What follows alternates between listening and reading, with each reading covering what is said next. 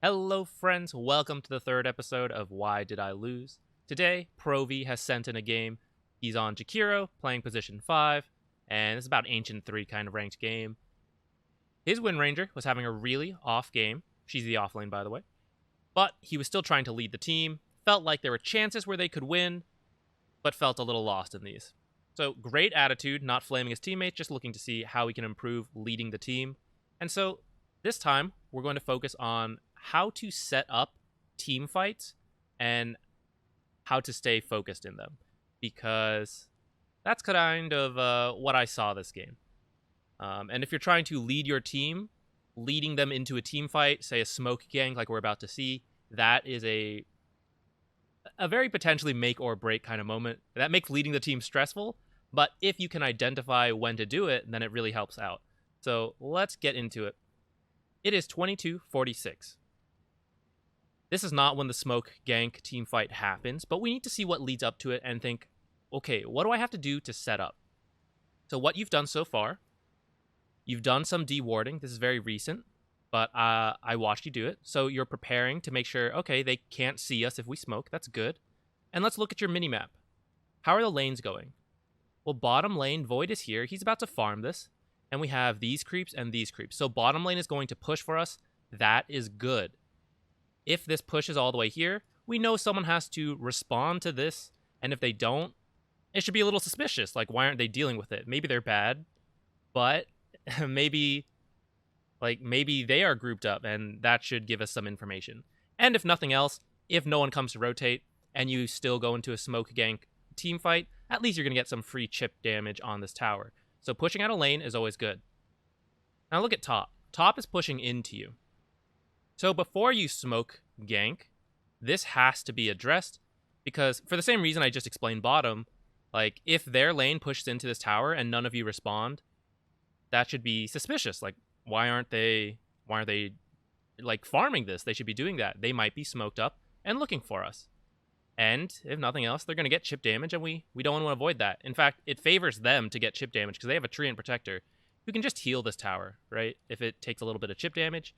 So it favors the enemy team to let the towers get whittled down. So we want to be very careful of that and make sure our lanes are pushed out before we go out. Mid, it's hard to push too far because it does get pretty dangerous leaving this river. And so I don't hate that it's not pushed out too far. Plus, one person can push the lane and everyone smokes behind them. That's a very common tactic. So in terms of setting up, we are half there. Oops, let's go just to dire vision. We're halfway there, where the lane bottom is good, but the lane is top. So before you actually smoke, you would love to have someone push out top. Probably Ember, because he's the most mobile hero. Have him leave a remnant where you guys want to smoke. He runs top, clears it out, a wave or two, and then he remnants back, and you guys quickly go. And in fact, that can even benefit you because the enemy team thinks, oh, Ember's top, we should be like relatively safe. And then suddenly he's with the team. It's a big surprise factor. Now, I think you've been asking your team to smoke a bit. There you are, checking again for vision. Your team gets together, and you smoke back here. And so we see bottom lane still good, top not the best, but at least it's not at our tower yet. So we do have, probably another 10-15 seconds before this makes it to our tower and it starts to get a little suspicious. So even though I harped on it a little bit, it's not too bad. Now, what are your targets? You just smoked up. You do have, let me switch to free cam.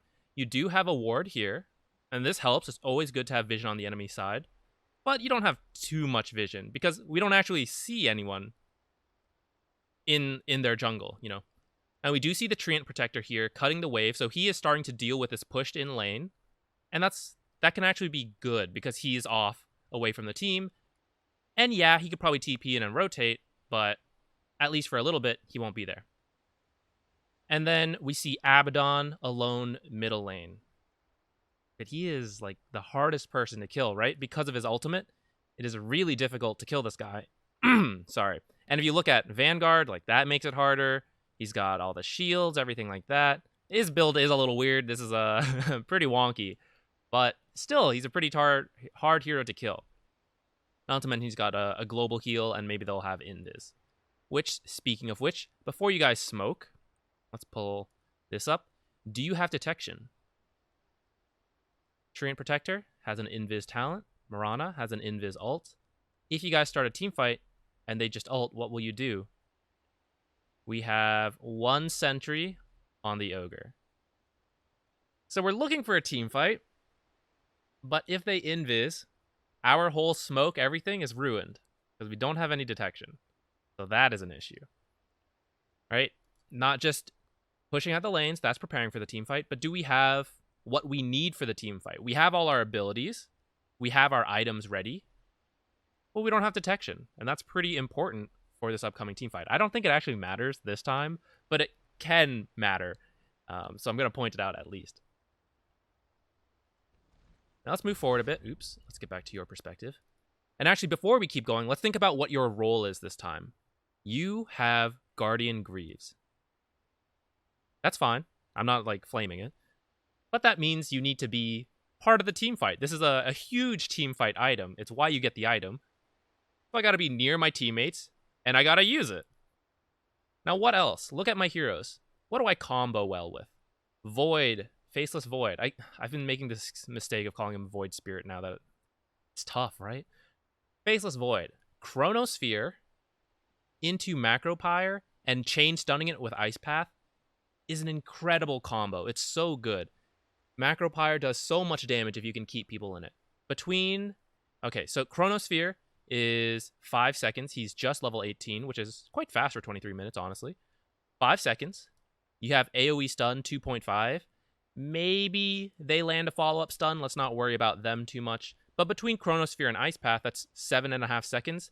That is approaching 1,000 damage from Macropyre if they're standing in it that entire time. Now, if you miss out a second or two, like whatever, we're still hitting 800 damage on a single hero. And if we are hitting multiple heroes, that is huge.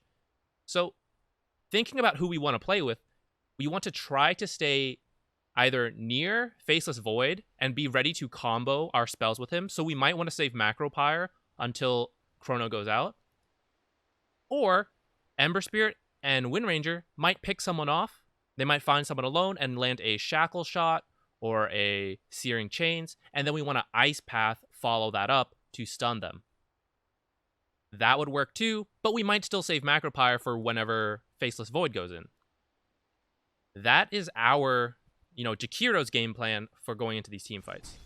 Now let's see how this plays out. It gets a little awkward. Smoke gets broken because we're kind of running at Abaddon, but like we said, he's kind of the worst target. Our cores are up here. The supports are down here. We're getting a little split up. And in fact, we'll hold off. We'll keep watching your perspective a little longer. So here, this is an example of where you might Ice Path. Now, even though I said you guys split up, okay, we are going to switch to free cam because it's hard.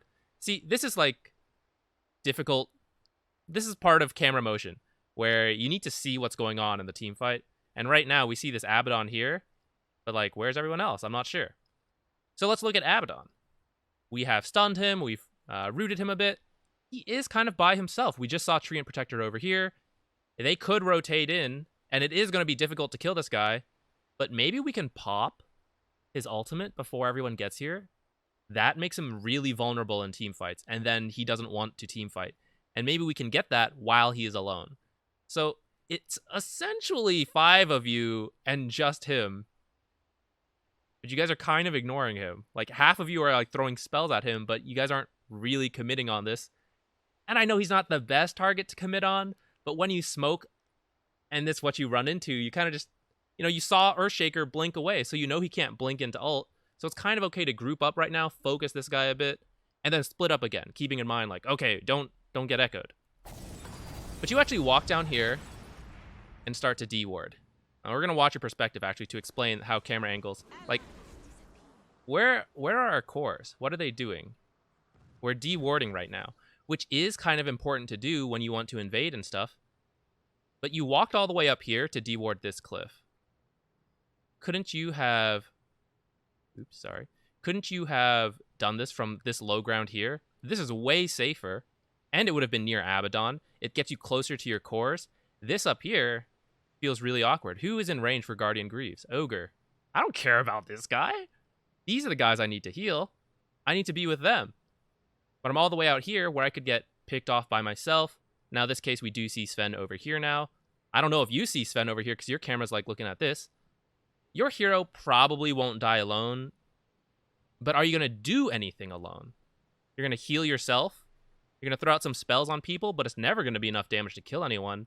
So being by yourself in a smoke gank, that doesn't feel very good. I need to be with these guys to enable them by slowing people, by stunning them, having follow-up damage, healing them. That's where I need to be. So this is really awkward being over here. And because of that, Chrono gets used. What do we talk about? I need to be here to help this guy. I need to Macropyre and follow up Ice Path. But we're not there. We're like way over here. Now okay. So I don't know what you guys are talking about in game. So maybe I'm flaming a little too hard. And maybe you were saying like, please walk over this way. I want to go into the jungle. Nothing you can do if your teammates don't listen to that and they go in on something. So I'm not saying like every game will go perfectly. But we do kind of have to realize that I can't actually do anything myself. So even if I go to the right place by myself, it's wrong because nothing's going to happen. So if my teammates are making the wrong decision somewhere else, I need to go with them. That is more right than doing something by myself in the correct location. Not saying that they're wrong in this case either, but, you know, just throwing it out there. So by the time we get here, Chronosphere has ended, so we can't chain Ice Path. This guy has a BKB. And odds are, yeah, he's going to use it here. So now Ice Path not going to do anything. So see, like, yeah, he's BKB'd already. And we Macropyred. Kind of does nothing now. We talked it up, like 1,000 damage, 7.5 seconds of stun combined with Chrono. And we just threw it out because we're late here, because we were over there. Now here, he did get his ult popped because he was surrounded up front by himself. But what's gone on is about 10 seconds have passed by this point since you were over here when you walked up that cliff and saw Earthshaker blink out. And it's about time for your internal timer to be saying, guys, we need to split up and stay spread out. Like, this gank has failed at this point. Because we've used BKBs, he's used a BKB. We've Chrono, he used God Strength. If we just split up now, I mean, it's not what we wanted, but it's okay. Our element of surprise is gone, and we are on the enemy side. That does not favor us. But we're still kind of like together, focused on this Abaddon, and look, perfect time for a pause. Disaster is about to strike. Echo Slam. And that Echo pretty much wins the fight. Sven's able to clean up Void Spirit. See, I did it. Faceless Void, because he never died. Because he didn't get that Macropyre combo. In fact, look at his health, 822. That is actually how much damage we could have gotten out of Macropyre. And this guy would not have had God Strength on anyways or BKB'd. So Sven actually could have died if we were in position to Macropyre stun combo him. And maybe that fight plays out a little differently. So it's really important to identify what your job is and not get distracted. Because this fight has turned into a 4 for nothing. And at this point of the game, it was pretty even. But now it has started to swing into their favor. Alright, here we are. A few minutes later, you guys push them off of Roshan, and you're still waiting for cooldowns to come up. I would say Chronosphere is the biggest teamfight spell in this game. It pierces BKB immunity. It is this big AoE. Echo Slam is the other big teamfight for their side. And both are really good. But I personally feel that it's a little easier for you guys to play around Chrono, because if you guys Chrono first, he cannot blink into that and Echo. Because he blinks into the Chrono, he can't move. So, yes, this is instant, and so there are benefits to both. It is a little scary, but if you wait for everyone's spells to go up, like, I would at least say you guys have an even chance. But without Chronosphere, I kind of like their fight a little better because all of their other stuff is fairly low cooldown, and even without Echo Slam, he still has a lot of stuns and control. So I really want you guys to have Chrono, and I'm okay with them having all of their spells as well. So we're just waiting it out right now. We don't quite want to fight yet. They do place an aggressive ward, and you see him come up. Unfortunately, there's a bit of overlap on this stun. I don't mind this attempt. You do have some cores nearby, but we have to be careful not to overlap too hard. Now, there is an Abaddon nearby, so maybe it doesn't even matter. He'll shield. But actually, I think even more so, that's why Ogre needs to stun first, and then you try to, like, Ice Path both of them or something, if you want to go for this kill. But we'll see the shield comes out. Now, at this point, we're chasing a little hard. But we do... Okay, we kill Earthshaker. So let's think about the team fight. We were waiting for cooldowns to come up. We managed to get a pick off. We've gone in a little deep so far, but we are in the lead because this guy is dead. He just bought back. What does that mean? That means we're no longer in the lead, and we are quite deep on their side, aren't we? We're like right at their own tier 2 tower. He's going to return to this fight immediately. We used BKB, so even though we're about to have Chronosphere, there's a lot of things that could stun us without this BKB up. I am screaming into the mic in a polite and friendly manner, get out of this fight. We got a buyback. That is huge. It wasn't really our plan to get a buyback, but we got one. So let's get out. We're happy with this. I don't want to fight here. Now, this is a little distracted because our cores are up here. Like, this stunning him is not so important. We want to save our stun for a team fight that might break out here. And this stun is very good in the fact that it is a persisting stun. So anyone that blinks into it, you know, such as an Earthshaker or someone who leaps into it like a Mirana, they will get stunned by this. So it's very good to have it in these hectic team fights when there's a lot of heroes next to each other. And stunning this Abaddon by himself up here, it's kind of a waste of this long cooldown. So I'm telling them, please get out. You're kind of getting out. But, you know, keep in mind, we still have to help them. I'm saying to get out. But we can't ditch them. We gotta be nearby. So you are looping around to get to them, de-warding this a little bit. I still want everyone to get out. And it's sort of working, right? We're all sort of getting out. Then he goes in. Do you hear that noise? I know you hear that noise because you immediately look down to click. So this isn't your fault, I don't think. I would say this is more on the Faceless Void. I don't blame him because, you know, he sees a good chance to get a double chrono on two of their biggest cores, these guys. He could have angled the chrono a little lower and possibly caught 3 and not caught the ogre, but, you know, let's not ask too much. This is ancient. So this is technically a good opportunity. But does he have enough damage to kill both these guys? He really needs his team to add damage into chrono. But you guys were saying to back out. Well, I don't know if you were, but I would have been saying to back out. And then suddenly he goes in. But I can't follow up. I am such a slow hero on Jakiro. And, you know, just like I said, you need to be ready to Macropyre Ice Path into all this. He also needs to be aware that that is part of his combo, his strength this game, is that Jakiro will follow up.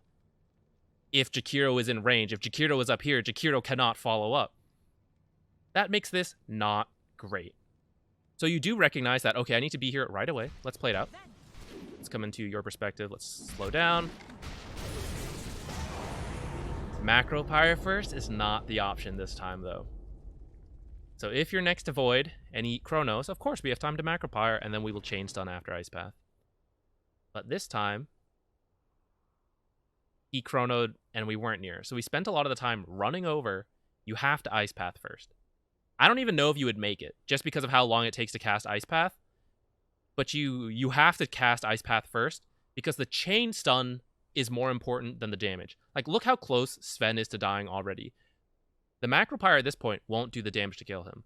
A follow-up 2.5 second stun would give enough time for Void to kill him. Plus, literally what you're seeing happen right now, this echo, that is what we needed to avoid and to break up a stun combo to at least Ice Path. And so that if we miss it and he does get the echo off, at least he won't get the follow-up stun that we're about to see where he will, you know, he could fissure or he could use Enchanted Totem to land the stun. The Ice Path first was really important here.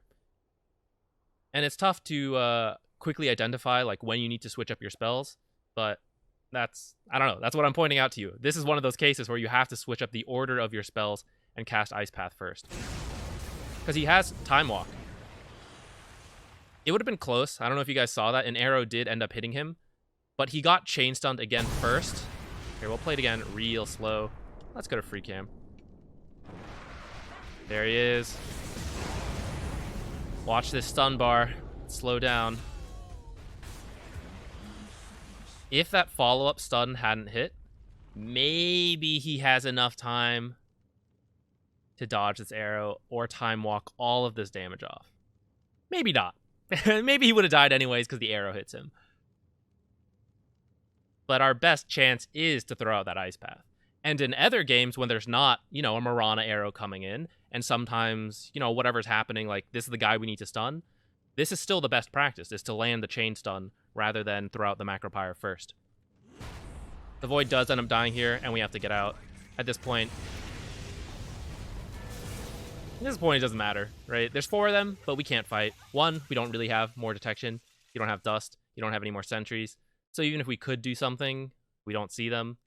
Unless you have a sentry I don't see down somewhere. I guess you have one up here, but, I guess you have one down here too. So technically you could fight. But if the fight moves, you won't have any more detection, and you're down a man. So I'd probably be telling the team, like, okay, we need to get out.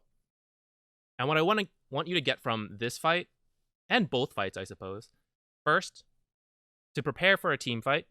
Like when we're telling our team, I want to group up, I want to start a fight because we have all our spells, great. But first, we got to make sure the lanes are pushed out.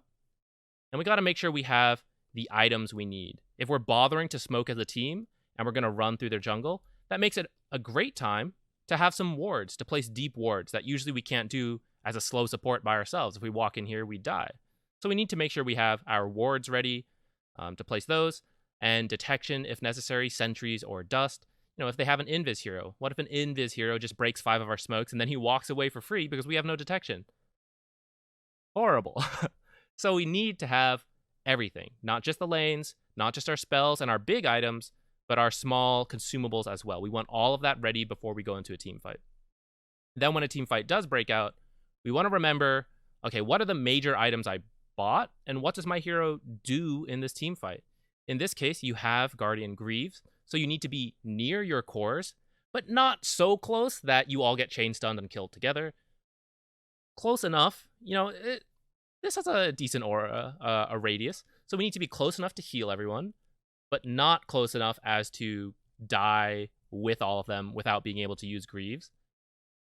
And then we got to remember what our abilities are for. It is to lock people down, for them to do damage and enable them. And when this Chronosphere comes out, we can use Macropyre to add in a lot of damage. We can also use Macropyre, say, to break trees, to create this zoning area depending on pathing. Every team fight is a little different. That's why, I'm critiquing a lot of stuff here. I know team fighting is hard. So much happens. It is really hectic to keep everything going. But that's why it's important to think about team fights, kind of like we're talking in this video, to get these preformed ideas so that when the panic sets in of a major team fight and we're not just, freaking out and trying to get away, we're remembering, what was my job? I had to stun this guy in particular. I didn't panic stun someone else just because he showed up first. I remembered I needed to save this ice path to, say, cancel Bane's ultimate. I have to save ice path for that. And that way you won't panic and just use it on the first guy you see, and then Bane gets a full grip off, kills your core, and you're like, oops, I forgot. So it's really important to think about fights like this so that we can kind of make the right decisions. And, it's only 26 minutes. I know this game ends up going quite a long ways. There were other chances to win. But this is what I want to highlight because team fights happen, quite early in the game, 26 minutes. That's not too far in. But they're also going to happen later in the game as well. And all of these concepts still apply. We need to try to do them well so that our team fights go well.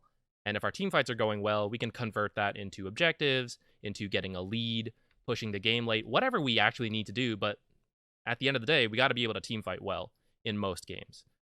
So that's what I wanted to highlight for you guys. I hope that helps. Thanks for watching. Let me know any questions, all that jazz. Goodbye.